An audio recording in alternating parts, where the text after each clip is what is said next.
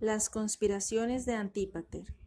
Herodes se había casado con 9 mujeres, además de Mariam I, Doris, Mariam II, Maltase, Cleopatra, Payas, Faedra, Elpis, una sobrina de nombre desconocido y una prima. El rey asentó ahora una colonia de judíos babilónicos en Batanea para que sirviera de zona protectora contra Taconite. Al volver a Jerusalén, hizo ejecutar a varios fariseos que rehusaban jurarle lealtad, y fue volviéndose más hostil a Feroras a causa de la intrigante mujer de Feroras. Mientras tanto, Antípater había recibido más autoridad de gobierno y conspiró a arrebatar el reino a su padre. Se hizo enviar a Roma para presentarse ante César, llevando el testamento de Herodes en el que él era designado sucesor. Pero mientras estaba en Roma, Dios comenzó a castigarle por el asesinato de sus hermanos. El tío de Antípater, Feroras, que le había ayudado en la maquinación contra los jóvenes príncipes, enfermó y fue amablemente atendido por Herodes hasta que murió. Después de la muerte de Feroras, 2 de sus libertos le dijeron a Herodes que Feroras había sido envenenado por su mujer. El rey ordenó que las siervas fueran torturadas y se reveló que Antípater le había enviado veneno a Feroras para poder matar al rey con él. La mujer de Feroras, que fue detenida cuando iba a suicidarse, confesó toda la trama y dijo que la bondad de Herodes al moribundo Feroras le había hecho mandar que el veneno fuera echado al fuego. Ella había destruido la mayor parte del veneno, pero se había guardado un poco para sí misma. La mujer de Herodes, Mariam II, hija del sumo sacerdote Simón, estaba también involucrada en la conspiración, por lo que el rey la repudió. También borró de su testamento el nombre del hijo de ella, Herodes, a quien había designado sucesor de Antípater. En Italia, Antípater se enteró de la muerte de Feroras, pero no de que su plan había sido descubierto. Se sintió turbado ante el hecho de que su tío hubiera muerto sin acabar la vida de Herodes, por lo que escribió a su padre que planeaba volver. Herodes le apremió, en un tono amistoso, a que volviera sin dilaciones. Cuando Antípater desembarcó en Cesarea y emprendió viaje a Jerusalén, se encontró con miradas de aversión o de odio. Todos parecían saber algún secreto que él ignoraba, pero ahora era demasiado tarde para huir y solo podía esperar que no se hubiera descubierto nada. O, si se había descubierto algo, quizás su astucia y nervios templados le salvarían otra vez. Entrando en el palacio de Jerusalén, fue rechazado por Herodes cuando trató de abrazarlo y le acusó de ser un parricida. Herodes le dijo que preparara su defensa y que compareciera al día siguiente ante Varo, el gobernador de Siria, que estaba de visita, y ante él mismo, así como amigos y parientes por ambos lados. Cuando el consejo estuvo reunido, Antípater pronunció una inteligente defensa, expresada en un lenguaje tan conmovedor que suscitó la compasión de Varo y de todos los presentes excepto Herodes. Nicolás de Damasco, por orden del rey, refutó entonces totalmente todo lo que Antípater había dicho, dando pruebas de la culpabilidad del acusado.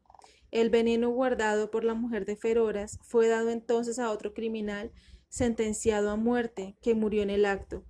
Varo escribió su informe para el César y partió luego, mientras Herodes encadenaba a Antípater y enviaba mensajeros al emperador con nuevas de la calamidad.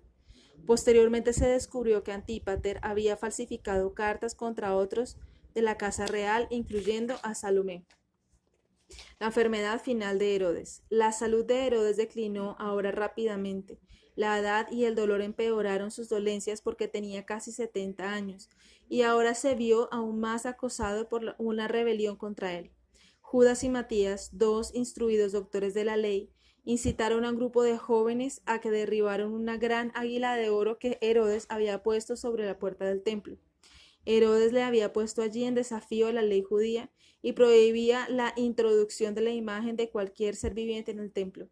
Los hombres fueron arrestados en el acto y llevados ante Herodes, que ordenó que los cabecillas fueran quemados vivos. Aquella misma noche hubo un eclipse de luna. Comentario.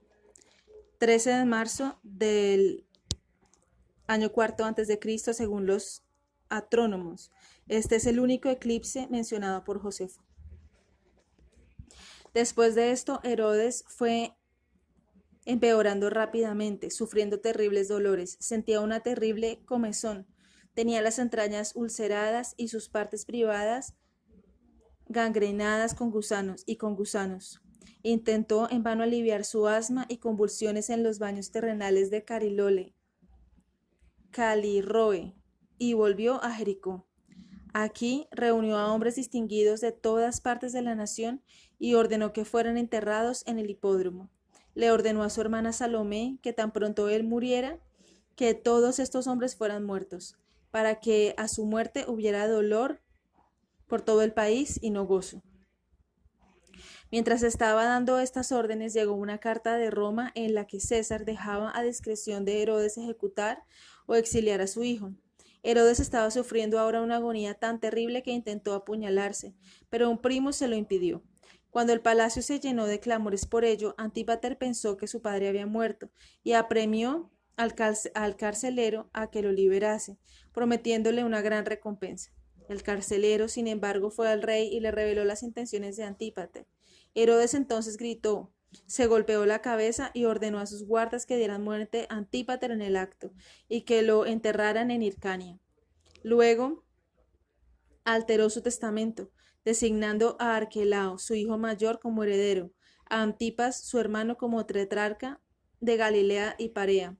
Felipe fue designado como tetrarca de Traconite y de los territorios vecinos. A César le dejó 10 millones de piezas de plata y a su mujer Julia, Livia, y a otros 5 millones. Herodes sobrevivió 5 días a la ejecución de su hijo. Había reinado 34 años desde la ejecución de Antígono, cuando vino a ser el dueño del estado, y 37 años desde su proclamación como rey por los romanos. A su muerte, Salomé liberó a los principales judíos que Herodes había convocado y encerrado en el hipódromo. Luego fue leído el testamento de Herodes ante el pueblo, y Arquelao fue declarado rey. Celebró los funerales de su padre sin ahorrar gasto alguno. El ataúd era de oro, recamado de piedras preciosas, y el cadáver cubierto de púrpura. Llevaba una corona de oro en la cabeza y un cetro en la mano derecha. Alrededor del ataúd marchaban los hijos de Herodes y sus numerosos parientes.